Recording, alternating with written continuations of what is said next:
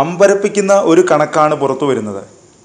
കേരളത്തിൽ നിന്ന് കാണാതാകുന്ന സ്ത്രീകളുടെ കണക്ക് ചുരുങ്ങിയ കാലയളവിൽ, അതായത് 2017 മുതൽ 2021 വരെ കേരളത്തിൽ നിന്ന് ദുരൂഹ സാഹചര്യത്തിൽ കാണാതായ സ്ത്രീകളുടെ എണ്ണം 35,336 ആണ്.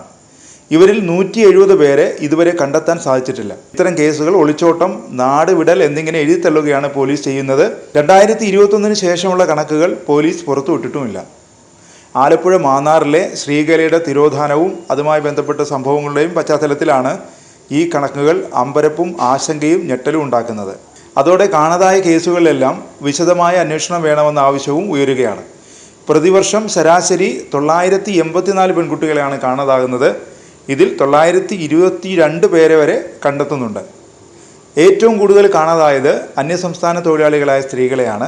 ഐജിമാരുടെ നേതൃത്വത്തിൽ ജില്ലകളിൽ സി ബ്രാഞ്ചുകൾ മിസ്സിംഗ് കേസുകൾ അന്വേഷിക്കുന്നുണ്ട്.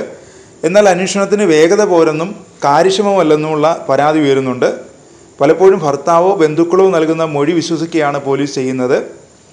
മാന്നാറിൽ 15 വർഷം മുമ്പാണ് സ്ത്രീകളെ കാണാതായത്. ഈ കേസിൽ കാര്യമായ അന്വേഷണം ഉണ്ടായില്ല.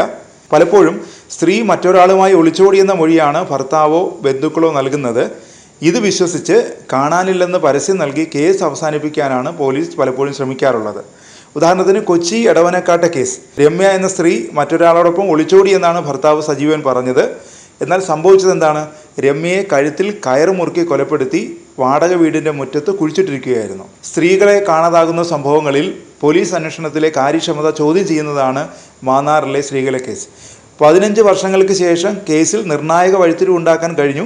എന്നാൽ കേസിൻ്റെ ആദ്യഘട്ടത്തിൽ എന്തുകൊണ്ട് അന്വേഷണം നടന്നില്ല എന്ന ചോദ്യമാണ് പ്രധാനമായി ഉയരുന്നത്. സ്ത്രീകളെ കാണാതായി എന്ന് ഇപ്പോൾ കൊലപാതകത്തിൽ പ്രതിസ്ഥാനത്തുള്ള ഭർത്താവ് അനിൽ പോലീസിൽ പരാതി നൽകിയിരുന്നു.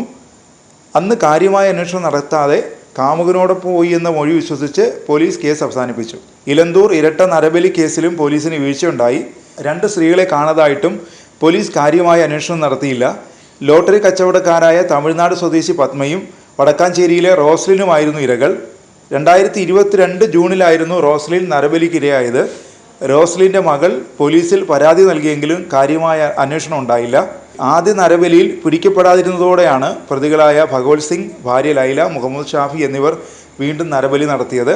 പത്മയെ കാണാതായി മാസങ്ങളായിട്ടും വിവരമൊന്നും ലഭിക്കാത്തതിനെ തുടർന്ന് മകൻ നിരന്തരം പോലീസിന് പിന്നാലെ നടന്നതോടെയാണ് അന്വേഷണം നടന്നതും നരബലിയുടെ വിവരങ്ങൾ പുറത്തു വന്നതും. പുതിയ സംഭവ വികാസങ്ങളുടെ പശ്ചാത്തലത്തിൽ കാണാതായ കേസുകളെല്ലാം അന്വേഷിക്കണമെന്ന ആവശ്യം ഉയരുന്നുണ്ട്.